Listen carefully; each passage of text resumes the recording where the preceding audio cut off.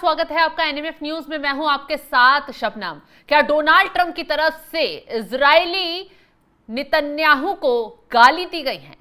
क्या नेतन्याहू को ट्रंप ने खरी खोटी सुनाई है? क्या ट्रंप ने अपने विदेश मंत्री से यह कहा है कि नेतन्याहू उन्हें बहुत ज्यादा परेशान कर रहे हैं? ये खबर सुनकर हैरानी तो जरूर होगी, लेकिन ये हकीकत है। ट्रंप अपने ही मित्र इजराइल के नेतन्याहू पर बुरी तरह भड़कते हुए नजर आए हैं। उनका कहना है कि जिस तरीके से इजराइल की तरफ से कतर पर हमले किए गए वो गलत है। अब ऐसे में सवाल ये उठ रहा है कि इजराइल तो मित्र है अमेरिका का, इजराइल के लिए अमेरिका युद्ध में कूद जाता है, ईरान से सीधा लड़ता हुआ नजर आता है, तो अचानक ऐसा क्या हुआ? अगर इजराइल ने कतर पर हमले बोले तो डोनाल्ड ट्रंप उल्टा नेतन्याहू पर भड़क गए, उन्हें गाली देने पर उतारू हो गए। इसके पीछे की कहानी बताएंगे और डोनाल्ड ट्रंप का दोहरा चेहरा भी आज बेनकाब करेंगे कि कैसे डोनाल्ड ट्रंप इजराइल के लिए सपोर्ट में खुलकर खड़े हैं, लेकिन दूसरी तरफ कतर को कैसे पागल बना रहे हैं, कैसे उन मुस्लिम देशों को पागल बनाने की कोशिश में लगे हैं जिनसे उनका व्यापार अच्छे लेवल पर शुरू हो गया है, कई डीलें हो चुकी हैं। अब ऐसे में ग्राफिक्स आपको दिखाते हैं कि ट्रंप की तरफ से क्या कुछ कहा गया। कतर पर एयर स्ट्राइक करने के बाद पहली बार इजरायली पीएम बेंजामिन नेतन्याहू पर बुरी तरह भड़के हैं डोनाल्ड ट्रंप। सरेआम गालियां सुना दी हैं, ऐसी खबर सामने आ रही है। रिपोर्ट के मुताबिक भड़कते हुए ट्रंप ने नेतन्याहू के लिए आपत्तिजनक शब्दों का इस्तेमाल कर दिया है और इसके साथ ही ट्रंप ने अमेरिकी विदेश मंत्री मार्को रूबियो से यह तक कह दिया कि नेतन्याहू ने बहुत ज्यादा परेशान कर रहे हैं। लेकिन ट्रंप ने सार्वजनिक तौर पर यह भी कहा है कि वो नेतन्याहू से संबंध नहीं तोड़ेंगे। बस यहीं से उनका दोहरा चेहरा बेनकाब होता है। हमास अधिकारियों को निशाना बनाते हुए इजराइल ने दोहा में एक बिल्डिंग पर बमबारी की जिसमें कई लोगों की मौत हो गई और कई जगहों को टारगेट कर निशाना लगाया गया। अमेरिका के मुताबिक उसे इस हमले की खबर तब मिली जब इसे रोका नहीं जा सकता था। हालांकि उससे पहले यह भी दावा किया गया कि उस हमले की खबर नहीं थी। दूसरी तरफ अमेरिकी न्यूज वेबसाइट एक्सियोस ने इजरायली अधिकारियों के हवाले से बताया है कि ट्रंप प्रशासन को इस हमले के बारे में पहले से पता था। ट्रंप प्रशासन जानते थे कि इजराइल क्या करने वाला है। इस हमले के बाद ट्रंप और शीर्ष अमेरिकी अधिकारियों ने कतर के प्रधानमंत्री से मुलाकात की और ऐसे में विदेश मंत्री मार्को रूबियो इस पर चर्चा करने के लिए इजराइल और फिर कतर भी गए थे। यानी कि उन्हें मालूम था कि क्या कुछ हो रहा है। ट्रंप ने वादा किया है कि इजराइल उनकी धरती पर दोबारा हमला नहीं करेगा। मतलब ऐसे में बेंजामिन नेतन्याहू ने कहा है कि उन्हें अगले हफ्ते संयुक्त राष्ट्र महासभा के दौरान व्हाइट हाउस में ट्रंप से मिलने के लिए आमंत्रित भी किया गया है। आप समझ रहे हैं चाल, एक तरफ ट्रंप कह रहे हैं कि नेतन्याहू ने परेशान कर दिया, उन्हें गालियां दे रही हैं, नेतन्याहू उनसे पूछे बिना कुछ भी करते जा रहे हैं, और दूसरी तरफ उन्हीं नेतन्याहू को अपने घर में आमंत्रित कर रहे हैं, बैठक की डील हो रही है। और ऐसे में ये सब क्यों हो रहा है आपको पता है? ये सब इसलिए हो रहा है क्योंकि इजराइल के खिलाफ कतर, सऊदी अरेबिया समेत जितने भी मुस्लिम देश, 57 मुस्लिम देश हैं, वो सब इकट्ठा हो गए हैं और उन्होंने एक नाटो जैसी सैन्य संगठन बनाने की रणनीति बनाई है ताकि इजराइल को घेरा जा सके।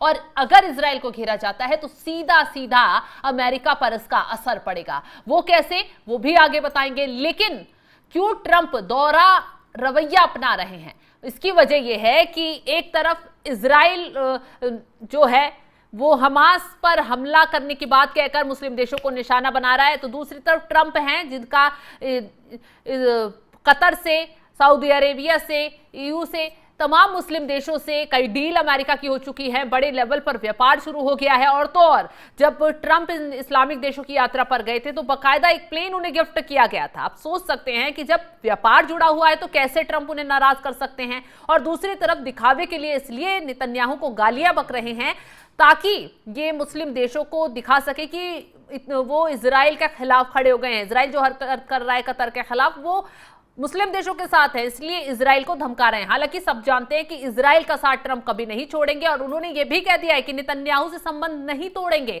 क्योंकि नेतन्याहू इजराइल का इस्तेमाल ट्रंप ने ईरान के खिलाफ किया और अब पाकिस्तान का भी इस्तेमाल वो ईरान के खिलाफ कर रहे हैं। तो यही वजह है कि डोनाल्ड ट्रंप ने अब दोहरा कार्ड खेलना शुरू कर दिया है। सभी देशों को अपने जाल में फंसा रहे हैं, उन्हें पागल बना रहे हैं और उसके बाद नई नई हरकतें करते हुए नजर आ रहे हैं। अब आपको एक चीज और बता दें, ट्रंप इजराइल के सपोर्ट में है, हथियार उन्हें पहुंचा रहे हैं, दूसरी तरफ कतर पर हमले के खिलाफ भड़कते हुए इजराइल पर नजर आ रहे हैं। दिखावा है या उसके पक्ष में? इसके पीछे की रणनीति आप समझेंगे तो हैरान हो जाएंगे। अमेरिका और इजराइल दशकों से मजबूत रणनीतिक साझेदार हैं। अमेरिका इजराइल को भारी मात्रा में सैन्य सहायता प्रदान करता है। ट्रंप के प्रशासन में यह समर्थन और भी बड़ा है, जिसमें हथियारों की बिक्री, सैन्य सहयोग शामिल है।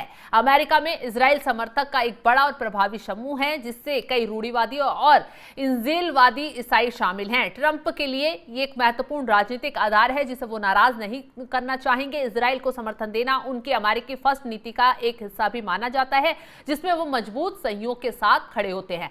तो यहां पर निकलकर सामने यही आया है कि ये सब व्यापार का मसला है। अगर मुस्लिम देशों को नाराज करते हैं तो वहां से चोट पड़ेगी, अमेरिकी फर्स्ट की नीति कुचल जाएगी और व्यापार बंद हो जाएगा। और अगर हाँ, इजराइल को रोक देते हैं और इजराइल के खिलाफ खड़े हो जाते हैं तो जाहिर सी बात है, इजराइल से बड़े लेवल पर उन्हें हथियार पहुंचाना, इजराइल से जो सैन्य सहायता प्रदान करता है उसके बदले बहुत मोटी रकम अमेरिका कमाता है। तो दोनों तरफ से फायदा हो रहा है और दोनों नाव में बैठकर ट्रंप जो है मजे भी ले रहे हैं और माहौल भी पूरा बना रहे हैं। कतर अमेरिका के लिए एक महत्वपूर्ण सैन्य और आर्थिक भागीदार है। दोहा में स्थित अल अदीद एयरबेस मध्य पूर्व में अमेरिकी सैन्य अभियानों का एक प्रमुख केंद्र है। ये अमेरिकी सैनिकों की तैनाती का सबसे बड़ा अड्डा है, इसलिए कतर के साथ संबंध खराब करना अमेरिका के लिए सामरिक रूप से नुकसानदेह होगा। अमेरिका और कतर के बीच बड़े बड़े व्यापारिक सौदे भी होते हैं, जिसमें विमानों, रक्षा उपकरणों की बिक्री शामिल है। ट्रंप प्रशासन ने इन आर्थिक संबंधों को बढ़ावा दिया है। कतर ने हमास और इजराइल के बीच मध्यस्थता में महत्वपूर्ण भूमिका निभाई है, खासकर बंधकों की रिहाई, युद्धविराम को लेकर ट्रंप के लिए यह भी एक महत्वपूर्ण पहलू है, क्योंकि वे क्षेत्र में स्थिरता लाना चाहते हैं और बंधकों की रिहाई उनके लिए एक राजनीतिक जीत है। तो कुछ रिपोर्ट के मुताबिक नेतन्याहू द्वारा कतर में हमास के नेताओं पर हमला करने की कार्रवाई से ट्रंप निजी तौर पर नाराज नहीं है, वो सिर्फ दिखावा नाराज होने का कर रहे हैं।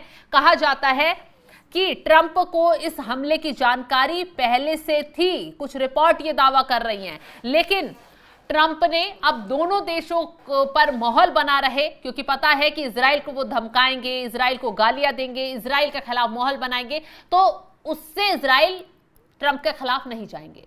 तो ट्रंप को भी पता है और ये नेतन्याहू को भी पता है। यही वजह है कि ट्रंप ने दिखावे के लिए नेतन्याहू को धमका दिया, गालियां दे दी, अपने विदेश मंत्री के सामने माहौल बना दिया, और दूसरी तरफ कतर को भी मैसेज पहुंचा दिया कि भाई हम तुम्हारे साथ खड़े हैं और हम इजराइल के खिलाफ, देखिए जो उसने हमले किए हैं उसकी निंदा कर रहे हैं। अगर ट्रंप साथ होते और ट्रंप इजराइल के खिलाफ होते तो वो इस युद्ध में ऐसे ही उतरते जैसे ईरान के खिलाफ उतर गए थे इजराइल का साथ देते हुए। तो क्यों कतर पर जब हमले हो गए हैं तो क्यों अमेरिकी डोनाल्ड ट्रंप इजराइल के खिलाफ कतर का समर्थन करते हुए क्यों नहीं उतर रहे हैं? और सबसे बड़ी बात तो है, जो हमास जिस संगठन की बात हो रही है, जिस पर इजराइल हमले कर रहा है, उसको अमेरिका आतंकी संगठन मानता है। तो जाहिर सी बात है, कैसे इस हमले को गलत अमेरिका ठहरा सकता है? तो दोहरा चरित्र यहां डोनाल्ड ट्रंप का निकलकर सामने आ रहा है। दिखावे के लिए वो गालियां भी बक रहे हैं और दिखावे के लिए वो कतर और मुस्लिम देशों के साथ भी खड़े हो रहे हैं, क्योंकि उन्हें भी डर दिखाई दे रहा है कि मुस्लिम देश जो 50 देश इकट्ठा हुए थे